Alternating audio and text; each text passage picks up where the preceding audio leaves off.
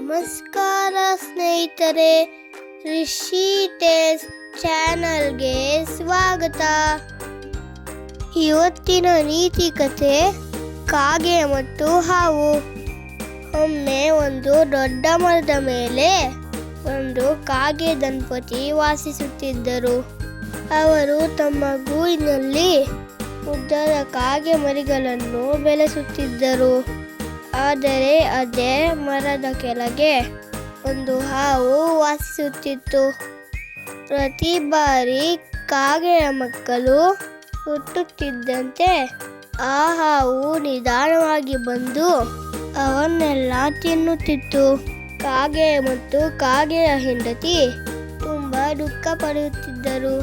ಈ ಹಾವನ್ನು ಹೇಗಾದರೂ ಶಿಕ್ಷಿಸಬೇಕು ಎಂದು ಯೋಚಿಸಿದರು. ಒಂದು ದಿನ ಕಾಗೆ ರಾಜನ ಅರಮನೆಗೆ ಹಾರಿ ಹೋಯಿತು. ಅಲ್ಲಿ ರಾಜಕುಮಾರಿ ಸ್ನಾನ ಮಾಡುತ್ತಿದ್ಲು ಮತ್ತು ಆಕೆಯ ಚಿನ್ನದ ಸರವನ್ನು ಕಲ್ಲಿನ ಮೇಲೆ ಇಟ್ಟಿದ್ದಳು. ಕಾಗೆ ಬಂದು ಚಿನ್ನದ ಸರವನ್ನು ತನ್ನ ಚುಂಚಿನಲ್ಲಿ ಹಿಡಿದು ಹಾರಿ ಬಂತು. ಸೈನಿಕರು ಅದನ್ನು ಕಂಡು ಕಾಗೆಯನ್ನು ಹಿಡಿಯಲು ಹಿಂದೆ ಓಡಿ ಬಂದರು.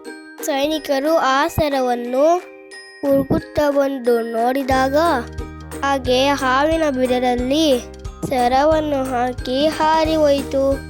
ಸೈನಿಕರು ಆ ಬಿಲದಲ್ಲಿ ನೋಡಿದಾಗ ಅಲ್ಲಿ ಹಾವು ಇತ್ತು. ಸೈನಿಕರು ಕಡ್ಡಿಯಿಂದ ಹಾವನ್ನು ಕೊಂದು ಬಿಟ್ಟರು.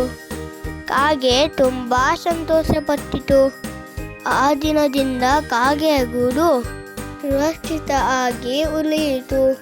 ಈ ಕಥೆಯ ನೀತಿ ಏನಂದ್ರೆ, ಬುದ್ಧಿವಂತಿಕೆ ಮತ್ತು ಚತುರತೆಯಿಂದ ಬಲಿಷ್ಠ ಶತ್ರುಗಳನ್ನು ಸೋಲಿಸಬಹುದು.